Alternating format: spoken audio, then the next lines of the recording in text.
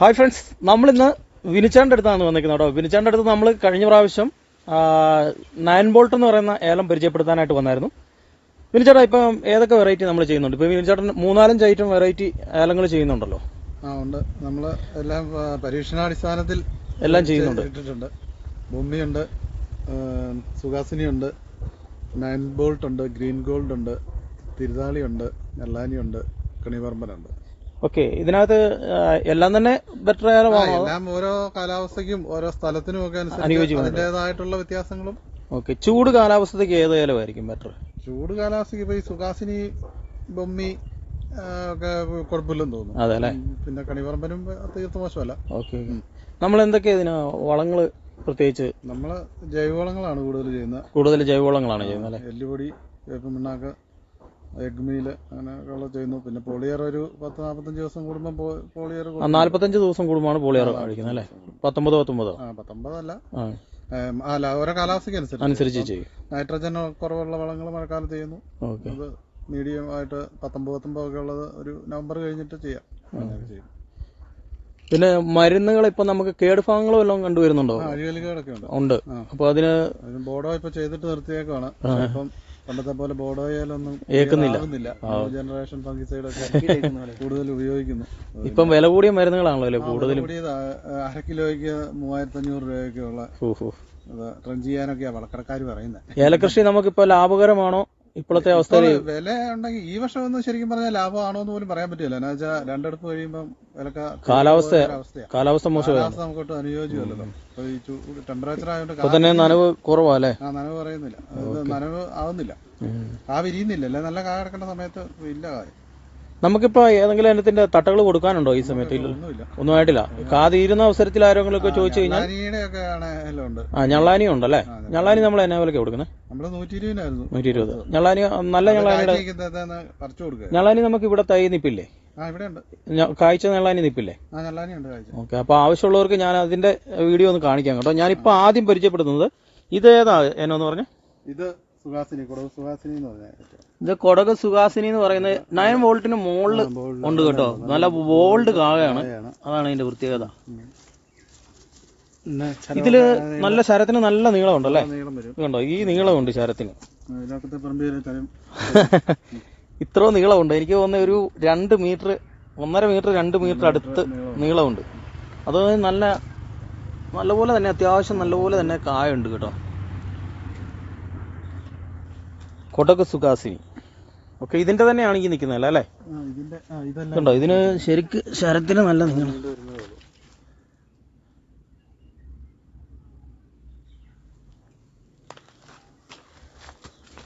വള്ളി നല്ലപോലെ അടിച്ചോളൂ അല്ലേ? ഇപ്പൊ പുതിയ വള്ളികൾ അടിക്കുന്നുണ്ടല്ലോ. ഇതൊന്നും അല്ല, കഴിഞ്ഞ വർഷമൊക്കെ 2-3 കാഴ്ച നല്ലപോലെ കായുണ്ട് കേട്ടോ. ഇതൊന്ന് 5 കിലോ കായുണ്ടായിരുന്നു.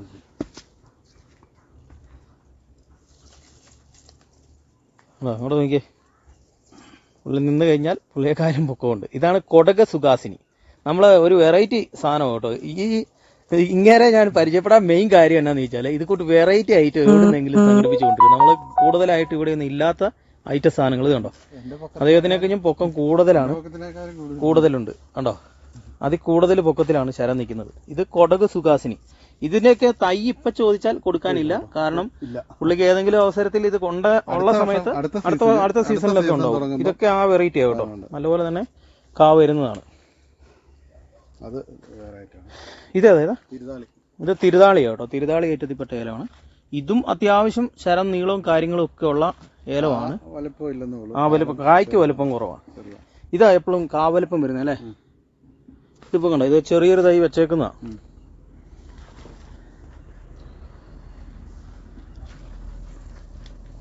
ഇതെല്ലാം ഈ കൊടക് സുഹാസിനി വരുന്നത്.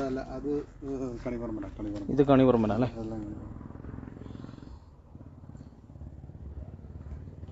ഇത് നമുക്ക് കൊടക് സുഹാസിനെ നമ്മൾ കൃഷി ചെയ്തിട്ട് എങ്ങനെയുണ്ട്? ബെറ്റർ ആണോ? ഇപ്പോഴത്തെ നമുക്ക് കണ്ടിട്ട് കുഴപ്പമില്ല.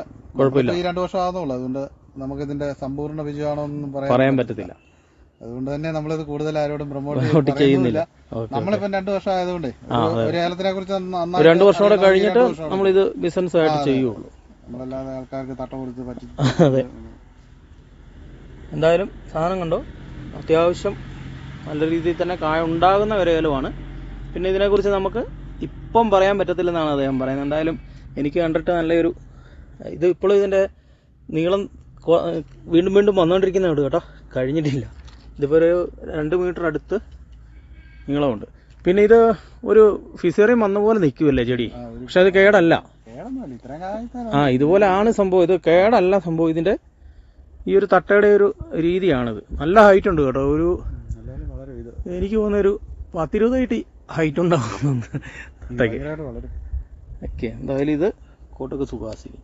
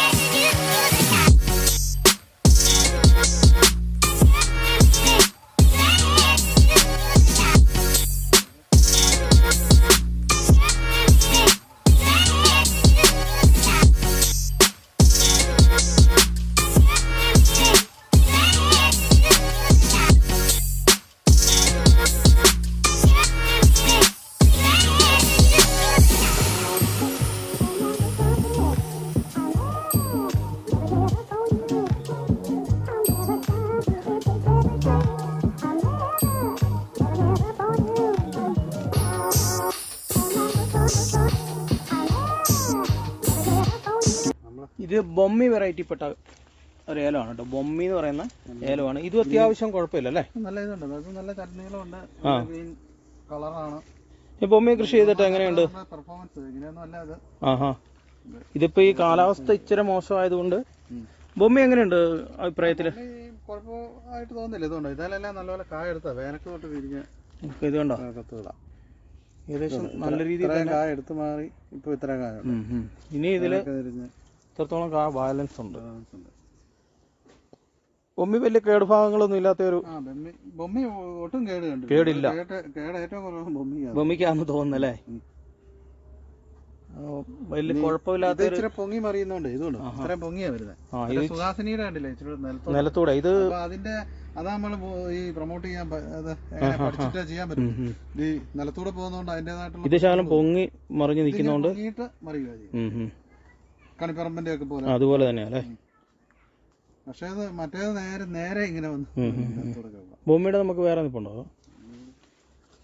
ഇത് കുഴപ്പമില്ല, നല്ല അത്യാവശ്യം നല്ല ഉണ്ട്.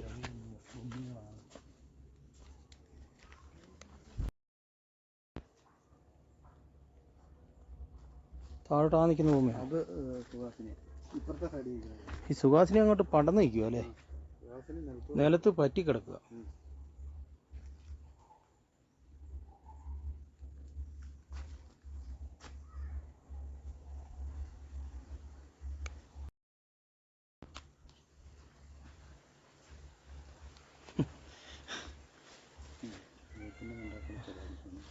അരിക്കിട്ടേക്കുന്ന പോലെ.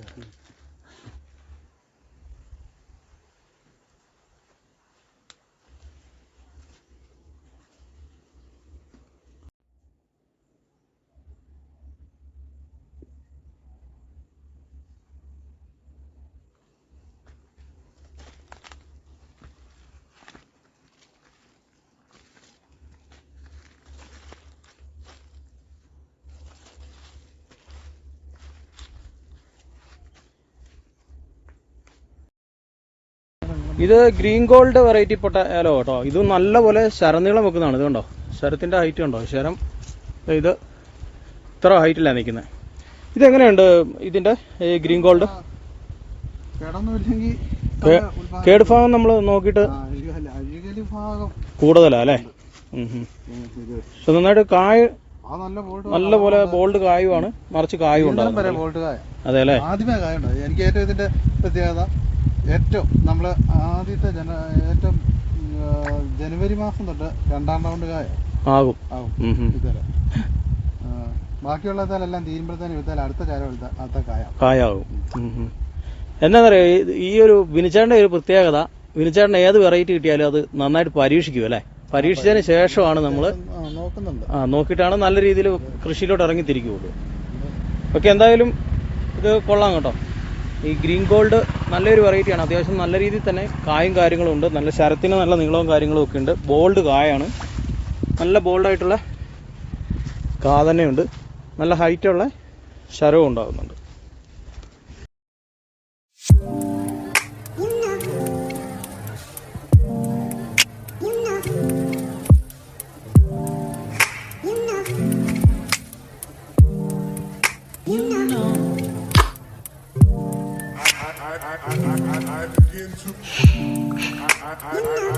I begin to